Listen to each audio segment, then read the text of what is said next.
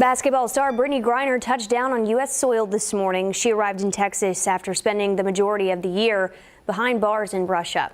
After months of negotiations, Griner was exchanged for a convicted Russia arms dealer in a prisoner swap. ABC's Faith Abube has the latest from San Antonio.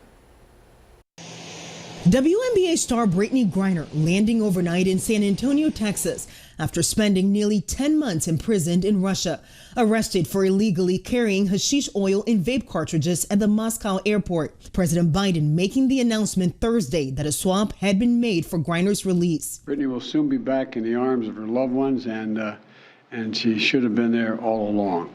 Video from Russian state media shows Griner leaving a Russian penal colony and making her way to an airplane. What's your mood? Happy.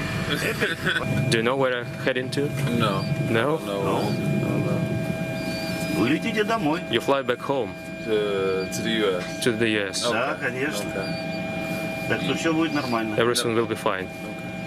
Hours later, video shows Griner in a red coat released into U.S. custody on a tarmac in Abu Dhabi.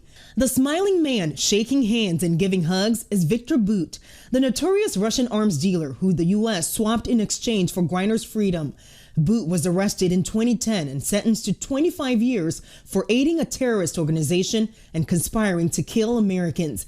But Griner's friends, fans, and family breathing a huge sigh of relief. I'm just standing here overwhelmed with emotions. Sources say the prisoner swap came together in just the last few days. President Biden hoped to also secure the freedom of former U.S. Marine Paul Whelan, imprisoned in Russia on espionage charges for 4 years. But Russia rejected the proposal, making it clear Whelan's release was not on the table.